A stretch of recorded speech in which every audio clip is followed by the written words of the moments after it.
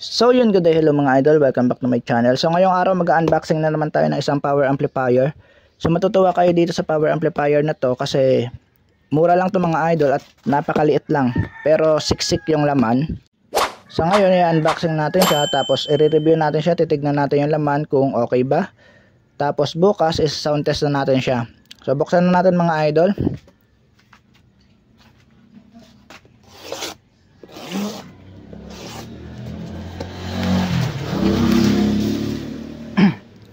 So sinasama ko yung pag-unboxing sa ating video para at least kung bibili kayo, alam nyo kung paano i-packaging ng seller. Wala siyang bubble wrap. Yan. Kung gusto nyo bumili mga idol, nandyan sa basket natin ito. May basket tayo dyan. Pwede kayo bumili dyan. Ito ay honest review lang, no? Hindi ito sponsor. Binili talaga natin to. So unboxing na natin. Bali, ito yung laman ng ating karton, no? Pagbukas mo ng karton, makikita mo na agad yung laman ng ating box. So may foam. So bago ang lahat, sukatan muna natin yung kanyang karton.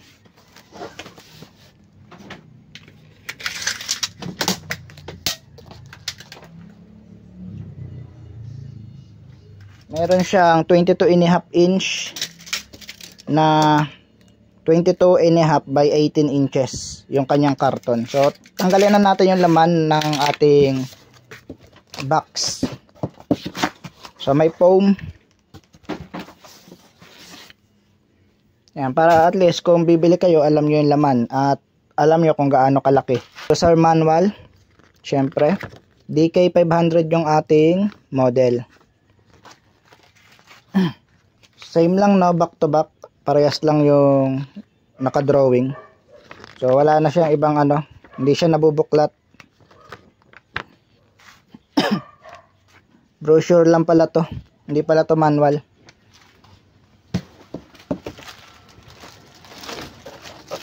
Ito na yung ating power amp, naka-plastic. Then cord, syempre, ayan.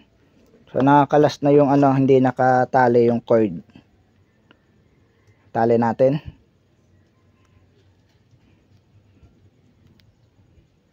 Okay. Tanggalin na natin, wala siyang user manual, no.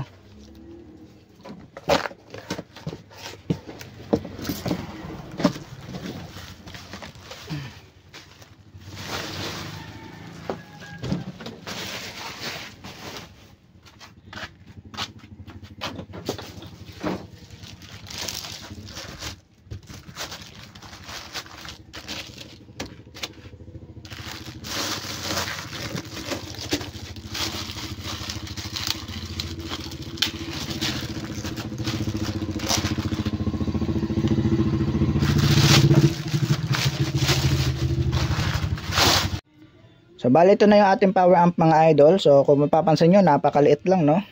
Ang brand pala na to, so may kabigatan rin siya kahit maliit lang. I think nasa 12 kilos rin siguro. Yan, ito yung kanyang brand, DU Wahab. Hindi ko alam kung tama yung pronunciation natin. DU Wahab. Ang kanyang model DK500. Yan, professional amplifier. So kung mapapansin nyo, same size lang sila ng YSSA 350 natin, yung Audio Master. So kung gusto nyo pagkumpara natin tong dalawa na to, kasi hindi sila nagkakalayo, pero yung price nila ay magkalayo. Kasi yung YSSA 350 natin, nasa 7K. Yung ito, nasa 4K. Unahin natin tong kanyang cord. So yung kanyang cord malambot lang. Ayan. I think, ano lang to, 1mm siguro yung sukat.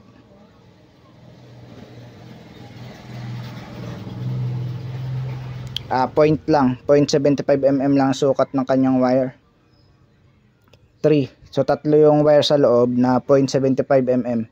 So malamang yung isang wire ay ground. So tatanggalin ko na lang tong prong nya. Prong ground. Place ko mga idol. Yan, tinatanggal ko na lang, pinuputol ko na lang para masaksak natin.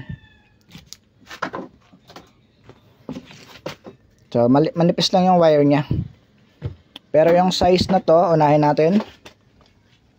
Harap natin sa inyo. Ayan. Mabigat din siya, no? So syempre 19 inches yan. Ayan yung standard size. 19 inches yung lagayan ng tornilyo. Pero pag hindi yung lagayan ng tornilyo, 43 cm.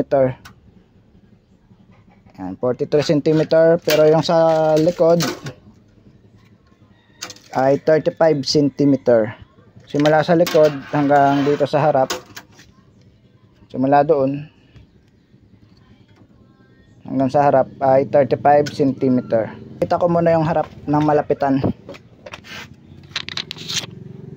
So nandito yung switch nya, no? Okay naman yung switch, malambot. So dito yung kanyang ventilation, butas-butas lang, hindi nakalubog, flat lang, tapos may butas-butas. Tapos yung kanyang knob ay nakalabas, no? Ayan, nakalabas yung kanyang knob. Then nandito yung kanyang mga indicator, clip, signal, protect, and power. Brand nya dito nakasulat sa kabila. Then professional amplifier, may butas-butas din. Ayan yung itsura sa harapan. Maangas din konti, pero mas naangasan ako sa itsura ng Audio Master.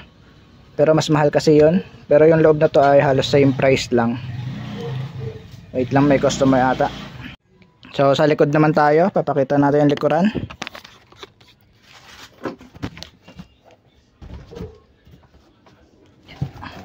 Mas magaan ito konti, pero sa comparison na lang natin siya sasabihin yung mga pinagkaiba nila dalawa ng YSSA at itong DK500. Kung gusto nyo, mag comment kayo dyan mga idol. So nandito yung kanyang pan. So same lang ng pan sa YSSA pala. Tapos wala siyang binding post. Ano lang siya, speak on, dalawa. Isa sa channel 1 o channel B at channel A. Channel A at channel B. So ang input niya ganun din, wala siyang PL, XLR lang. Channel A and channel B. Ang kinagandahan dito, meron siyang parallel stereo tapos bridge. Ayan. May switch siya ng parallel, stereo at bridge. Ayan. Okay. Walang nakalagay dito kung saan yung bridge niya. Wait, check natin yung picture kanina. Kung anong, malamang baka yung positive sa positive.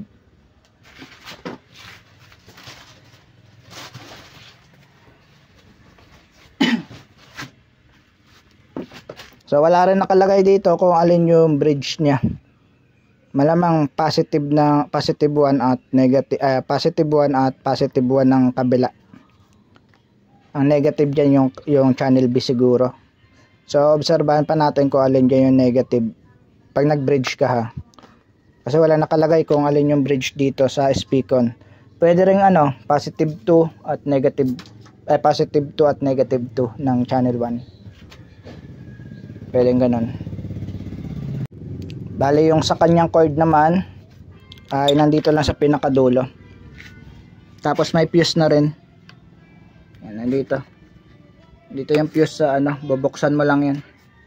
So buksan na natin to mga idol. At umiinit na dito sa pwesto ko. Hapon na kasi kakatapos ko lang mag-repair. Kasi tuwing hapon ko lang to mare-review talaga. Dahil ayun lang yung time natin na wala tayong gawa. Busy tayo kaninang umaga eh. So masilaw na dito. Dito ko na ilalagay sa dulo ng lamesa para hindi gaanong masilaw. Buksan na natin.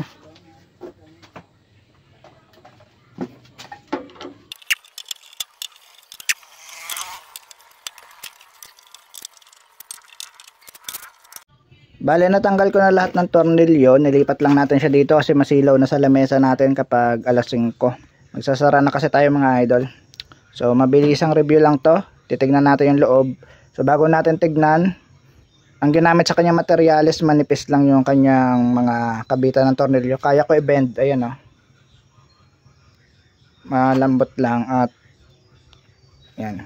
Pero sa kanan natin ikumpara sa ating YSSA, no. Pero okay naman siya kasi solid naman yung loob na to, nakita ko sa mga review ng unang bumili. Pero ngayon ko pa lang rin makikita kung talagang solid ba. Ito na. Ito na yung loob ng ating DK500. Kung mapapansin nyo, maganda rin talaga. Siksik rin talaga yung mga pyesa niya. Hindi ka nalugi sa halagang 4,000 pesos. Hindi ka nalugi. So ito yung kanyang transformer. Malaki rin talaga. Halos same lang sila ng laki sa YSSA 350 natin. So sukatan natin. So meron siyang 18 cm yung diameter ng kanyang transformer. 18 cm at yung taas 3 and 3/4. Yan, kulang-kulang 4 cm yung taas ng transformer. At naka 2 pairs lang siya. Ilapit ko sa inyong camera. Naka 2 pairs lang tayo bawat channel. 2 pairs sa channel A, 2 pairs sa channel B. So hindi ko lang alam kung ito yung A o ito yung channel B, pero tag 2 pairs sila bawat isa. At yung nakakabit sa kanyang transistor ay original din, driver niya. Yan. KM brand, ibig sabihin magandang klase ang ginamit na transistor sa kanya. Kasi ayan din yung gamit kong brand ng transistor. Magandang klase yan yung KM brand. Orig yan mga idol. At kung mapapansin nyo yung mga resistor niya, 1.8 watts. Naka 5 band. May mga rugby pang ano. So tingnan natin yung supply ng kanyang transformer. Andito sa kabila. Ayan. 60-060. 60-060 50 17.5 17.5 at saka 012 tapos 012.5. So apat yung supply niya, no? So ito yon, 1, 2, 3, 4, tama. So ang kanyang capacitor apat na 4,763 volts. So naka-series yan malamang para hindi pumatok. So may soft start na rin siya. Parehas na rin ng YSSA natin. Pero saka ko na i-compare kung gusto nyo lang. May soft start na siya. So meron dito input buffer dito sa ating input. Meron tayo dyan. Tapos sa potentiometer niya may balot na plastic para hindi pasukin ng alikabok. Yan. So potentiometer lang to, tapos wire lang papunta na dito sa ating input. Doon. Papunta dyan. So yung kanyang knob, pag pinihit mo may parang mararamdaman kang magaras. Ayan o. May texture kang mararamdaman. Yan, naririnig nyo ba? Yan, ayun yung maririnig nyo kapag pinipihit nyo. May parang naglalak ng maliliit na, kada ikot mo naglalak yan, no?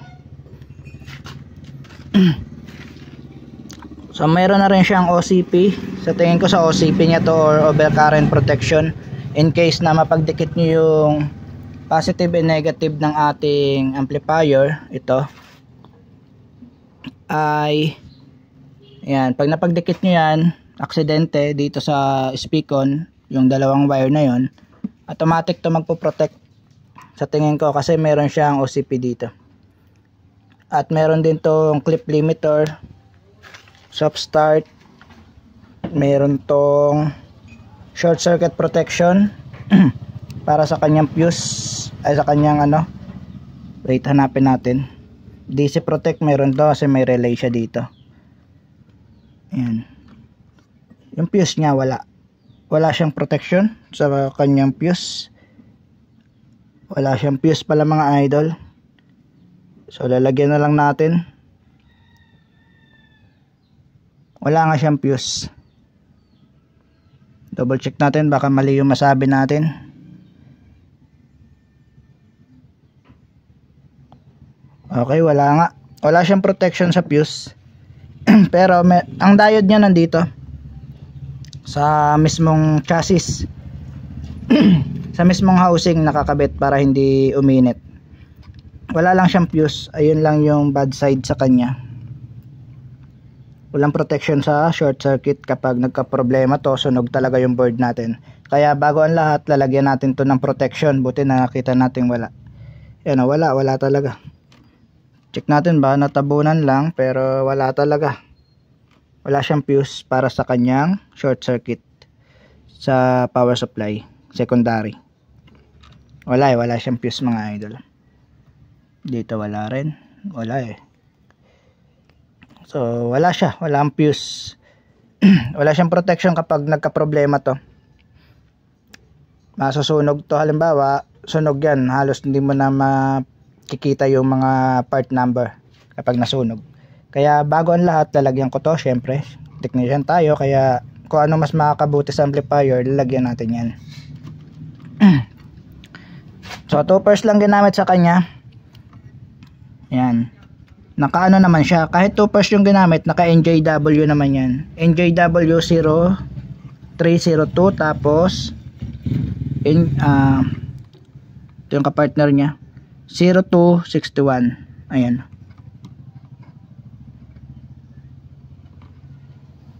(0281) pala.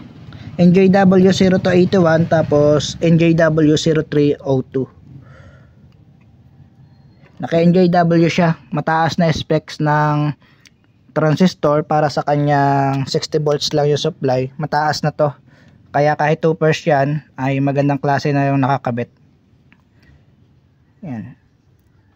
Yung sa YSSA natin 350 watts ay 3 pairs yun, pero 5200 at 1943 lang yung transistor, pero 3 pairs. Ito ay 2 pairs lang, pero mataas naman yung ikinabit na transistor, kaya halos same lang sila, parehas lang halos. So bukas sa sound test natin to, tapos i-check natin yung kanyang protection mga idol, kung magpo-protect ba to kapag pinagdikit natin yung positive negative ng ng output. Kasi base sa kanya may siya OCP. Hindi ko lang alam kung OCP to, baka signal lang to, signal ng ating music.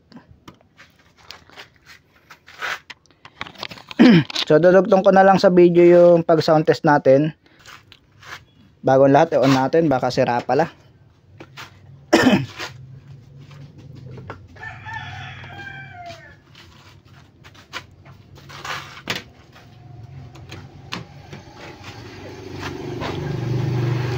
So on ko na. So ito, may napansin tayo, no? Hindi pa pala naka-on, umiilaw na yung blue. Ayun, no? On natin.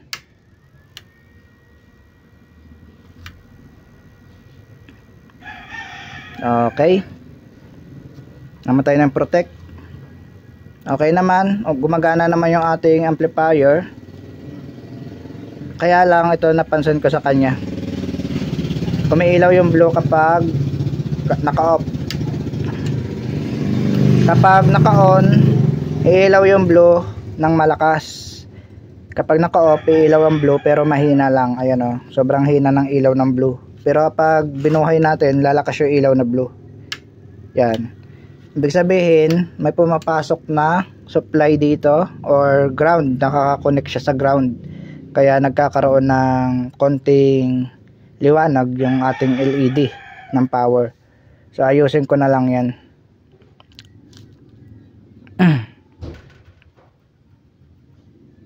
Kailangan walang ilaw, no, kapag naka-off. Pero saka ako na ayusin mga idol. Mahaba na yung video, hindi ko nasasama sa vlog natin yun. Overall maganda naman. Sa halagang 4,000 meron ka ng power amp na naka 60060 BAC. So mataas na rin supply. Bale yung transformer na to mga idol ay aluminum. Ayan, aluminum lang yung transformer niya, no, kulay maroon yung kulay. Pero wag ka na may-expect na copper dahil 4,000 lang to amplifier na to. So ano ba yung mga hindi ko nagustuhan dito sa amplifier na to? Simula sa pag-ship, yung packaging siyempre. Walang bubble wrap yung packaging nila. Pwedeng mayupi yung amplifier mo. Pangalawa, manipis yung ginamit na materyales, pero okay lang naman kasi budget lang to, low budget lang na amplifier. Kaya okay lang kahit manipis yung casing. Pangatlo, yung kanyang indicator dito, umiilaw kapag nakasaksak yung plug sa outlet. Kahit naka-off yung switch mo, umiilaw siya, oh. So lalakas yung ilaw niya, ibig sabihin naka-on na kapag malakas yung ilaw. Oh. Umilaw ng malakas yung blue. Kita nyo ba, tanggalin natin yung dilaw. Hintayin natin mawala yung dilaw. Pansin nyo yung blue talaga, oh. Wala na yung dilaw. Blue talaga, pero kapag naka-off, mahina yung ilaw ng blue. Ibig sabihin, umiilaw siya kapag basta nakasaksak. So ayusin ko pa yan. Then overall maganda naman, orig naman yung ginamit na pyesa. Yung quality ng board hindi ganun kaganda. Ginamit dito ay double printed circuit board. Pero yung quality ng materials ay parang kahoy lang or ano. Hindi siya fiber. Ayan. Ito yung board na madali mabutas kapag nagkaroon ng sunog. Kaya pag nasunog yung pyesa mo dito, sigurado butas ang board mo dito. At mahirap sundan to dahil double printed circuit board to mga idol, no. Meron circuit sa taas at meron din yung circuit sa ilalim ng board. Yan. Pero overall, solid yung laman, maganda. Madali naman to i-repair mga idol basta hindi nasunog yung kabilang side kasi may guide ka pa kung paano siya kung saan naka-connect ba, kung paano siya idugtong. Meron din pala siya protection sa naka-tape pala to, no. Meron pa siya ditong isa pang driver. Tapos dito ganun din. Meron din siya dito, ito biasing niya. Meron din siya ditong overheat protection yung KSD. 95 degree yung nilagay na init. Kapag umabot tayo sa 95 degree, magpo-protect yung ating relay. Ayan, sa init niya. Ito yung peak. Okay? Ito yung biasing transistor niya na nakadikit sa heatsink sa gitna. Ito yung driver natin. Ito yung main driver natin. Ito yung second driver natin. Yan. Ang ganda. Dalawa pala yung driver niya.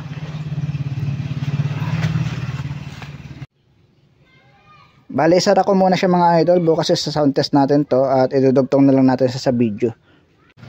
Ito, nasara na natin. Kung gusto nyo palang bumili, nandiyan sa product natin or basket. Click nyo lang yung basket natin. Then lalabas na yan. At meron din silang 4 channel, no? 4 yung knob. Tapos mas maangas tignan yon dahil yung transformer nasa gitna. Tapos 2 heatsink sa gilid. Tapos nandito yung board. Yung common na design ng power amplifier, ganun yung design niya na pinaliit lang. Nandito yung heatsink sa gilid, 2, pati yung mga final transistor. Then nandito yung transformer sa gitna. Pinaliit lang. Tapos nandito na pala yung kanyang mga protection. Sabi dito class D amplifier daw siya Pero parang class AB lang. Overload protection, overcurrent protection, short circuit protection at DC protection. Ang short circuit protection niya siguro nandoon na sa may primary nakalagay yung fuse sa may cord. Yung AC cord natin, 'di ba, may plug. So may fuse sa loob 'yon, baka nandoon nakasama yung short circuit protection niya. Kasi sa secondary, wala tayong nakitang fuse. Pero yung overcurrent, mukhang yung LED na indicator sa loob ng board, ayun yung kanyang overcurrent protection, mukhang hindi yung signal. Pero ayun naman talaga sinabi ko, mukhang OCP niya talaga yon. In case na mapagdikit natin yung output, speaker output, ay magpo-protect yun. Bukas try natin ipagdikit habang nagpapatugtog kung totoo. Ayan. Hindi na natin masa-sound test tong DK500 natin dahil mahaba na yung ating video. Gagawa na lang natin to ng part 2, doon natin isa-sound test, tapos titignan natin kung accurate ba yung protection niya doon sa part 2. So kung gusto niyo ipagkumpara natin tong YSSA 350 tapos DK500, magkasing size yan One new size, parehas. So panibagong video, comment down below kayo dyan kung gusto niyo i-compare kung anong mas maganda sa kanila dalawa, no? Bubuksan natin ulit yung loob na tong YSSA tapos itong DU-Wahab. So matagal ko nang natetesting itong YSSA 350 at okay naman, walang problema hanggang ngayon. So ito, tinetesting ko na rin, mga 1 week na siguro, pero hindi ko na nabidyohan. kasi medyo busy tayo. Tapos ito yung ating concert na ginawang power amp. Yan, 55 VAC yung supply. Hindi pa natin napipix yung wire kasi hindi pa natin, kumbaga tinetesting ko pa lang. Kung gusto nyo ipagkumpara natin tong YSSA 350 tapos DK 500, comment down below lang kayo dyan mga idol para magawa natin ng panibagong video ito. Bubuksan natin yung loob ng YSSA tapos itong DK 500. Papakita natin yung laman kung anong pinagkaiba nila at kung ano mas maganda. Kasi yung price nila magkalayo. Ito ay halagang 4,000, ito ay halagang 7,000. So 3K difference.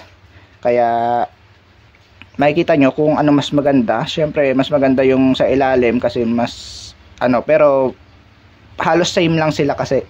Pero pagdating sa quality, so lamang si YSSA 350. Pero kung gusto nyo lang naman, gawa natin ng video para at least makita nyo yung pinagkaiba nila dalawa. Yan. Parehas lang kasi ng size to. DU Wahab na DK 500 at 350. Yan. Parehas lang ng size. So para hindi ka mahuli sa ating video, para updated ka lagi, huwag kalimutan mag-like, share, subscribe at pindutin ang notification bell para ma-update ka kapag nagawa na natin to ng part 2 sa sound test. So hanggang dito na lang mga idol.